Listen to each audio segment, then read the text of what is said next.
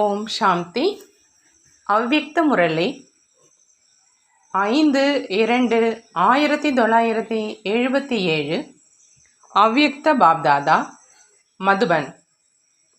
மகா நிலையின் ஆதாரம். குழந்தைகள் எதன் ஆதாரத்தில் இந்த அளவு மகான் ஆகிறாங்க அப்படின்னு பாப்தாதா கேட்குறாங்க. அப்படி என்னென்ன மகிமை இருக்குதோ அந்த மகிமையை தந்தை பார்த்துட்ருக்காங்க. நீங்கள் அனைவரும் உங்களுடைய 3 ரூபங்களின் மகிமையை தெரிஞ்சிருக்கீங்களா அப்படின்னு கேட்குறாங்க பாபா. ஒன்று அனாதி சொரூபத்தினுடைய மகிமை, இரண்டாவது தற்சமய பிராமண வாழ்க்கையின் மகிமை, மூன்றாவது எதிர்கால ஆதி சொரூபத்தின் மகிமை. ஆதி சொரூபத்தின் மகிமையோ இன்று வரை நீங்கள் சர்வகுண சம்பன்னமானவங்க, 16 கலைகள் நிரம்பியவங்க, சம்பூர்ண நிர்விகாரி, மரியாதா புருஷோத்தமர்கள் மற்றும் முழுமையான அகிம்சைவாதிகள் அப்படின்னு பக்தர்கள் பாடிட்டுருக்கிறாங்க. இந்த மகிமை இறுதி பரிஸ்தா சொரூபத்தினுடையது, அதாவது எதிர்கால ஆதி சொரூபத்தினுடையது. எப்படி பிரம்மா தான் ஸ்ரீகிருஷ்ணர் ஆகிறான் அப்படின்னு சொல்கிறோம், எப்படி பிரம்மா தான் ஸ்ரீகிருஷ்ணர் ஆகிறார்னு சொல்கிறோம், அப்படி நீங்களும் இறுதி பரிஸ்தா நிலையில் இருந்து தேவதை ஆவீங்க. அப்படி இது ஆதி சொரூபத்தினுடைய மகிமைன்னு சொல்கிறாங்க பாபா. அனாதி சொரூபத்தினுடைய மகிமை எது? தந்தையின் மகிமையாக எது இருக்குதோ அது மாஸ்டர் சொரூபத்தில் உங்களுடைய அனாதி சொரூபத்தின் மகிமையாக இருக்குது. மாஸ்டர் சர்வ சக்திவான், மாஸ்டர் ஞானம் நிறைந்தவர், மாஸ்டர் ஆனந்தம் நிறைந்தவர், மாஸ்டர் அமைதி நிறைந்தவர் ஆகியவை. தற்சமயம் உயர்ந்த பிராமண சொரூபத்தினுடைய மகிமையாக என்ன இருக்குது அப்படின்னு பாபா கேட்குறாங்க. பிராமணர்களுடைய வாழ்க்கைக்கு முக்கியமாக 4 ஆதாரங்கள் இருக்குது. படிப்பவர் மற்றும் படிப்பிப்பவர்களை பிராமணன் அப்படின்னு சொல்லப்படுது. பிராமண வாழ்க்கை அப்படின்னா இறை மாணவ வாழ்க்கை. படிப்பினுடைய முக்கியமான 4 பாடங்கள் இருக்குது. அதுதான் பிராமண வாழ்க்கையினுடைய 4 ஆதாரங்கள். மேலும் இதே ஆதாரத்தினால பிராமண சொரூபத்தினுடைய மகிமை இருக்குதுன்னு சொல்கிறாங்க பாபா. மேலும் அது பரமாத்ம ஞானி, சகஜ ராஜ யோகி, தெய்வீக குணம் உடையவர், உலக சேவாதாரி. இதுதான் தற்சமயத்து பிராமண வாழ்க்கையினுடைய மகிமை அப்படின்னு சொல்கிறாங்க பாபா. தன்னுடைய 3 சொரூபங்களின் மகிமையை தெரிந்து கொண்டு தன்னுடைய மகா நிலையை பாருங்க. மேலும் எந்தெந்த லட்சணத்தை நடைமுறை வாழ்க்கையில் நிரந்தரமான ரூபத்தில் கடைப்பிடிச்சிருக்கேன் அப்படின்னு சோதனை செய்யுங்க.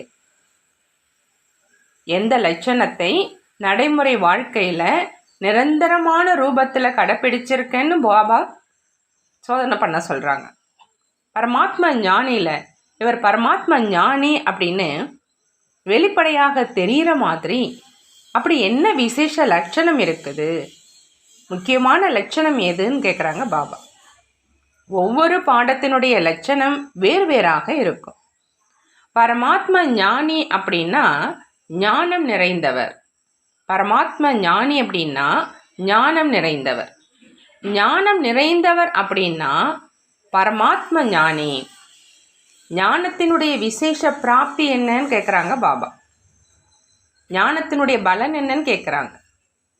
ஞானத்தினுடைய பலன் அப்படின்னா பரமாத்ம ஞானியின் முக்கிய லட்சணம் ஒவ்வொரு எண்ணத்தில், வார்த்தையில், காரியத்தில், தொடர்பில் முக்தி மற்றும் ஜீவன் முக்தியினுடைய நிலை இருக்கும். ஞானத்தினுடைய பலன் அப்படின்னா பரமாத்ம ஞானியினுடைய முக்கிய லட்சணம் ஒவ்வொரு எண்ணத்தில், வார்த்தையில், காரியத்தில், தொடர்பில் முக்தி மற்றும் ஜீவன் முக்தியினுடைய நிலை இருக்குன்னு சொல்கிறாங்க பாபா. இதைதான் பற்றற்ற மற்றும் அன்பான நிலை அப்படின்னு சொல்கிறது. அந்த நிலைதான் ஜீவன் முக்தியினுடைய நிலையாகும்.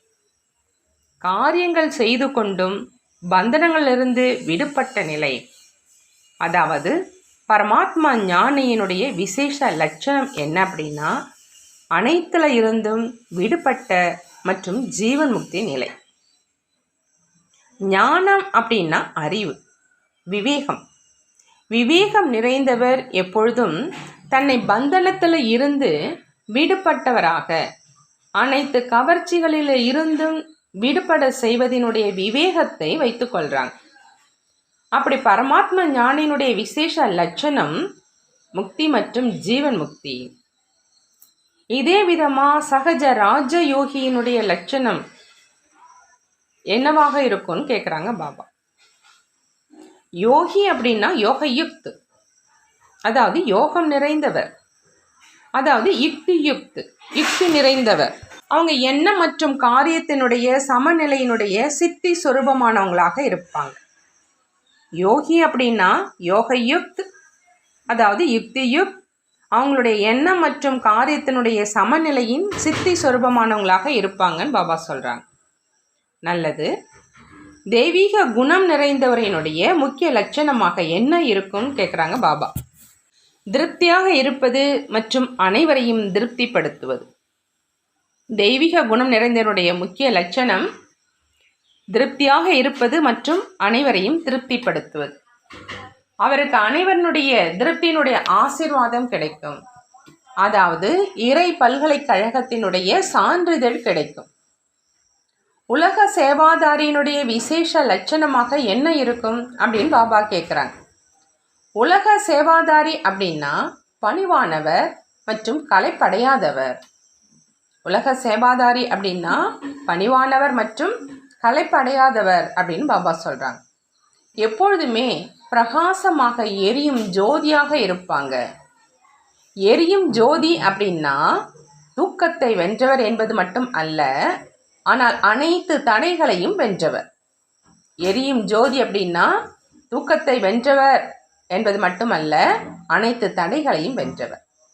அவரை தான் பிரகாசமாக எரியும் ஜோதி அப்படின்னு சொல்றது. நினைவு இருப்பது கூட விழித்திருப்பது. ஆகையினால இப்போ அந்த அனைத்து லட்சணங்களை எதிரில் வச்சு இறை பல்கலைக்கழகத்தில் முழுமையான பட்டத்தை பெற்றிருக்கின்றேனா அப்படின்னு பாருங்கங்கிறாங்க பாபா. 4 பாடங்களினுடைய ஆதாரத்தில் என்னென்ன மகிமை சொல்லி இருக்கோமோ அதுதான் பிராமண வாழ்க்கையினுடைய பட்டம். பிராமண வாழ்க்கையினுடைய பட்டம் அப்படின்னா 4 பாடங்களுடைய ஆதாரத்தில் பாபா என்னென்ன மகிமை சொல்லியிருக்கிறாங்களோ அதுதான். அப்படின்னா இந்த பட்டத்தை பெற்றிருக்கீங்களான்னு பாபா கேட்குறாங்க. இது தற்சமயத்தினுடைய பட்டம். பரிஸ்தா சொரூபத்தின் பட்டமோ வேறு. ஆனால் இப்பொழுதோ ஒவ்வொருவரும் தன்னை ஞானி, யோகி, சேவாதாரி அப்படின்னு சொல்கிறீங்க இல்லையா? அப்படி தன்னை என்னவென்று சொல்கிறீங்களோ, நினைக்கிறீங்களோ, மேலும் அனைவரும் சாஸ்திர ஞானிகள், நாங்கள் பரமாத்ம ஞானிகள், அவங்க அனைவரும் ஹடயோகிகள், நாங்கள் சகஜ ராஜயோகிகள் அப்படின்னு சவால் விடுறீங்க. தெய்வீக குணம் நிறைந்தவர் அப்படின்னா தாமரை மலருக்கு சமமான வாழ்க்கை உள்ளவங்க. நம்ம உலகத்துக்கு நன்மை செய்கிறவங்க அப்படின்னா சேவாதாரிகள். ஆகையினால என்ன சவால் விடுறீங்களோ அதுதான் லட்சணத்தில் தென்படணும். என்ன சவால் விடுறீங்களோ அது லட்சணத்தில் தென்படணும்னு சொல்கிறாங்க பாபா. இது கடினமா? இதுதான் பிராமணர்களுடைய இயற்கையான தர்மம் மற்றும் கர்மம். எது ஜென்மத்தின் ஜாதியின் தர்மம் மற்றும் கர்மமாக இருக்குதோ அது கடினமாக இருக்காது. தற்சமயத்து மகிமையை உண்மையான நிரந்தர தர்மம் மற்றும் காரியமாக ஆக்குங்க அப்படிங்கிறாங்க பாபா. புரிந்ததான்னு கேட்குறாங்க. நல்லது. அந்த மாதிரி லட்சியம் மற்றும் லட்சணத்தை சமமாக ஆக்கக்கூடிய 3 சொரூபங்களின் மகிமையினால் மகான் ஆகக்கூடிய, எப்பொழுதும் விடுபட்ட ஜீவன்முக், யுக்தியுக், எப்பொழுதும் திருப்தியாக, எப்பொழுதும் களைப்பற்ற, பணிவான, எப்பொழுதும் எரிந்து கொண்டிருக்கும் ஜோதியான உயர்ந்த பிராமணர்களுக்கு ஆதி தந்தை மற்றும் அனாதி தந்தையின் அன்பு நினைவுகள் மற்றும் நமஸ்காரம். நாமும் நம்மளுடைய ஆதி தந்தை மற்றும் அனாதி தந்தைக்கு அன்பு நினைவுகள் மற்றும் நமஸ்காரம் செய்வோம். வரதானம். பிராமண வாழ்க்கையின் விசேஷத்தை தெரிந்து அதை காரியத்தில் ஈடுபடுத்தக்கூடிய அனைத்து விசேஷங்கள் நிரம்பியவர் ஆகுக. பாபா வரதானம் அனைத்து விசேஷங்கள் நிரம்பியவர் ஆகுக அப்படின்னு கொடுக்குறாங்க. அதுக்கு பிராமண வாழ்க்கையில் இருக்கக்கூடிய அனைத்து விசேஷத்தையும் தெரிஞ்சு அது காரியத்தில் ஈடுபடுத்தணும். அப்போதான் அனைத்து விசேஷங்கள் நிரம்பியவராக ஆகலாம்னு சொல்கிறாங்க. நாடகத்தினுடைய நியமப்படி சங்கம யுகத்தில் ஒவ்வொரு பிராமண ஆத்மாவுக்கும் விசேஷம் கிடைச்சிருக்கு. மாலையினுடைய கடைசி மணியாக இருந்தாலும் அதுலேயும் விசேஷம் இருக்குது. அப்படின்னா பிராமண ஜென்மத்தினுடைய பாக்கியத்தின் விசேஷத்தை தெரிஞ்சிக்கிங்க மற்றும் அதை காரியத்தில் ஈடுபடுத்துங்கன்னு சொல்கிறாங்க பாபா. ஒரு விசேஷத்தை காரியத்தில் ஈடுபடுத்துனீங்க அப்படின்னா இன்னும் விசேஷங்கள் தானாகவே வந்துடும். ஒன்றின் எதிரில் பூஜ்ஜியம் போட்டு போட்டு அனைத்து விசேஷங்கள் நிரம்பியவராக ஆகிடுவீங்க. ஸ்லோகன்: மன்மனாபவ என்ற மந்திரத்தின் நினைவு எப்பொழுதும் இருக்குது அப்படின்னா மனம் அலைப்பாய்வது நின்றுவிடும். மன்மனாபவ என்ற மந்திரத்தினுடைய நினைவு எப்பொழுதும் இருக்குது அப்படின்னா மனம் அலைப்பாய்வது நின்றுடும். நல்லது. ஓம் சாந்தி. நன்றி பாபா, நன்றி.